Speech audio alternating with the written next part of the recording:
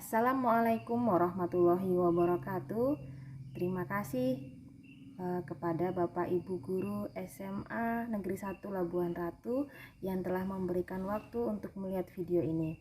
Saya harap sebelum melihat video ini sampai habis, Bapak Ibu Guru bisa melihat share saya terlebih dahulu, yaitu di link di atasnya sebelum ini, tentang komunikasi antara guru dengan siswa ketika mereka terdapat masalah, yaitu ketidakdisiplinan siswa dalam mengumpulkan tugas. Dalam video tersebut terdapat 5 jenis tipe guru, yaitu guru pertama yang memberikan hukuman kepada siswa yang tidak mengumpulkan tugas tepat waktu. Kemudian guru yang kedua, yaitu guru yang membuat siswanya itu merasa dirinya itu selalu bersalah. Dan yang ketiga adalah guru yang memposisikan siswanya sebagai teman, di mana dia mengajak siswanya itu dengan ayo, kamu nggak ingat bagaimana, nggak lihat atau bagaimana Bu Guru ini membuat tugasnya dengan membuat dia tuh luluh hatinya gitu seperti temannya. Kemudian guru yang keempat yaitu guru pengontrol, guru yang mengontrol pekerjaan siswanya dengan memberikan hukuman dan larangan. Dan guru yang terakhir adalah guru manajerial, di mana guru tersebut adalah guru yang memposisikan siswa untuk memberikan alternatif solusi mereka supaya tugasnya terselesaikan. Coba posisikan diri kita sebagai murid tersebut. Apa yang kita rasakan? Memilih guru yang manakah kita diajar? Bapak Ibu Guru, dengan segala kerendahan hati saya menyampaikan di sini dengan beberapa refleksi yang perlu kita cerna.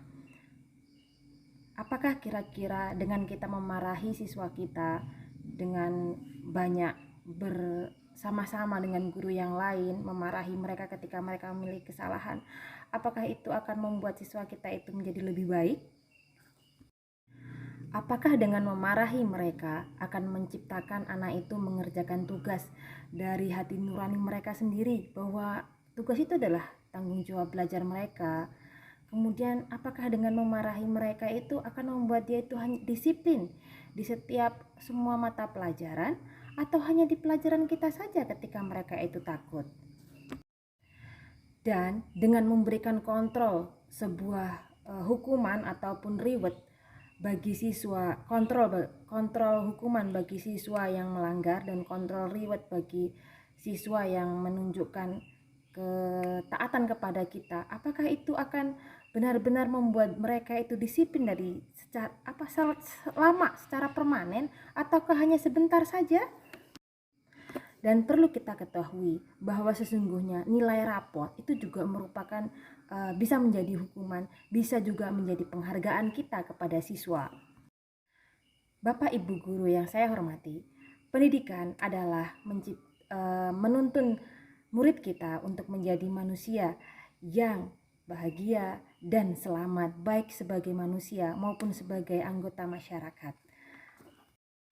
Tentu kita tidak ingin murid kita menjadi orang-orang yang taat, menjadi orang-orang yang disiplin, mengerjakan sesuatu itu hanya karena sebuah hukuman, hanya karena sebuah penghargaan yang kita berikan, atau karena takut kita marahi.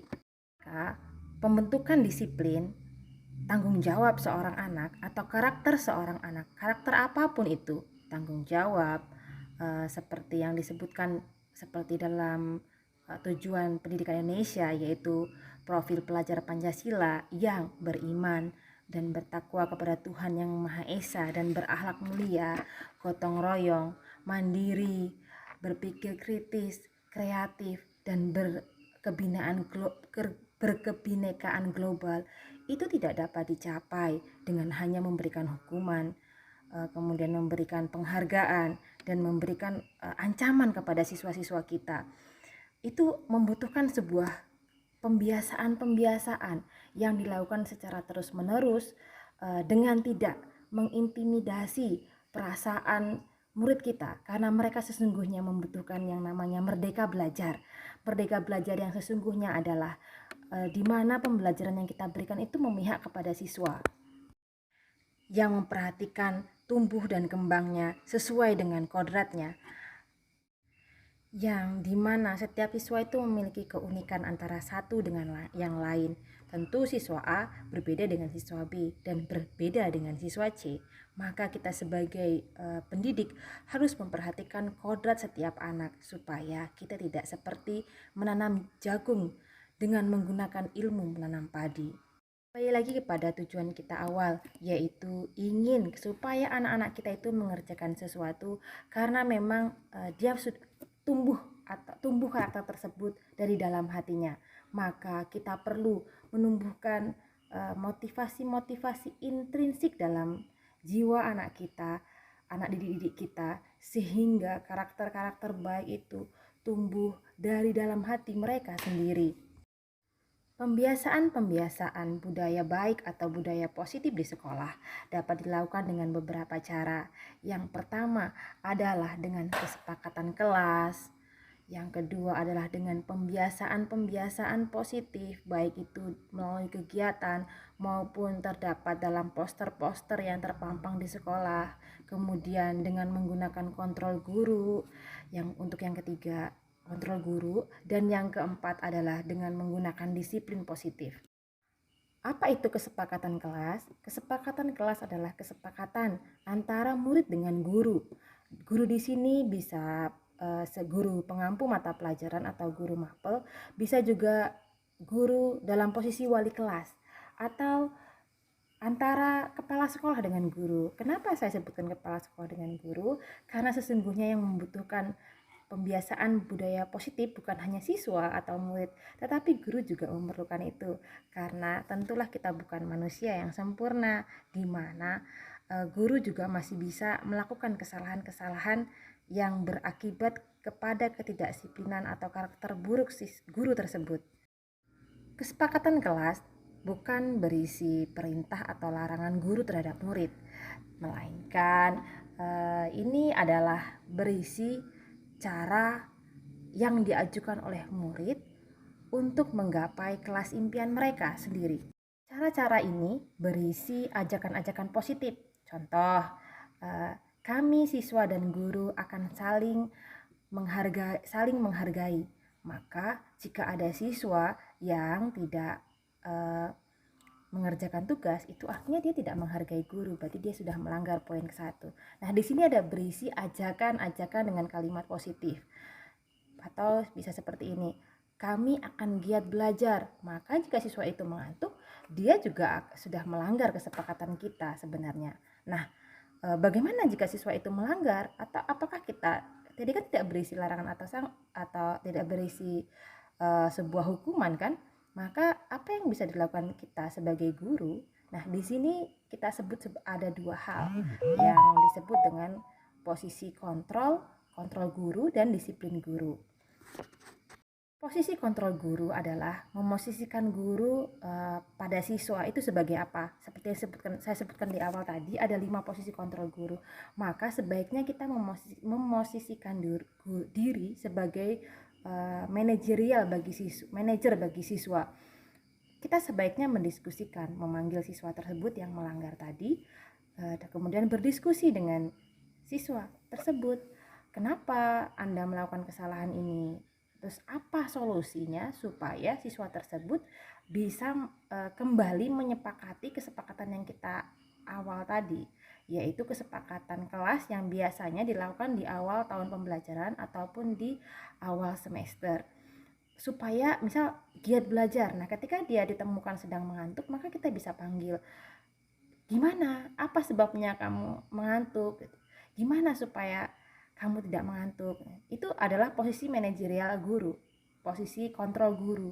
Jadi guru tidak memberikan hukuman, guru juga tidak memberikan sebuah hinaan atau pemojokkan, tetapi guru di sini berdiskusi dengan siswa untuk mencari solusi penyelesaiannya ketika dia melanggar kesepakatan kelas tadi. Jadi walaupun di sini tidak ada hukuman atau larangan, tapi guru masih memperingatkan siswa ketika siswa itu dalam keadaan bahaya, tanda kutip ya. Kemudian yang kedua adalah tentang disiplin positif. Jadi walaupun kita itu sudah memposisikan dengan baik, menahan emosi, bukan berarti kita tidak tegas terhadap guru, terhadap siswa. Kita di sini harus tetap tegas dan memberikan ketegasan yang efektif. Solusi-solusi yang diambil itu adalah sebuah solusi-solusi yang tindakannya itu berupa efektif, sehingga itu menjadi proses pembelajaran bagi siswa kita. Inilah yang disebut dengan disiplin positif. Terakhir, membangun budaya positif bisa dilakukan dengan melakukan pembiasaan-pembiasaan, baik itu dalam kegiatan pembelajaran di kelas maupun kegiatan bersama di lingkungan sekolah yang diadakan oleh sekolah, baik secara tertulis maupun tidak tertulis. Contohnya itu dengan menggunakan menempelkan poster-poster terkait dengan pembangunan karakter, seperti saya malu mencontek, saya datang tepat waktu, saya sepertilah saya adalah orang yang taat dan bertakwa kepada Tuhan Yang Maha Esa, saya adalah orang yang jujur dan sebagainya. Itu dituliskan dalam bentuk poster-poster. Atau bisa juga dengan kegiatan-kegiatan diadakan oleh sekolah sebagai program sekolah, seperti literasi, berdoa sebelum belajar dan setelah belajar, kemudian berpakaian rapi dan sopan, Jumat bersih, datang tepat waktu. Dan jika terjadi pelanggaran, ya siswanya seperti yang saya sebutkan tadi, yaitu dengan menggunakan kontrol guru dan disiplin positif. Demikian sharing dari saya tentang membangun budaya positif di sekolah.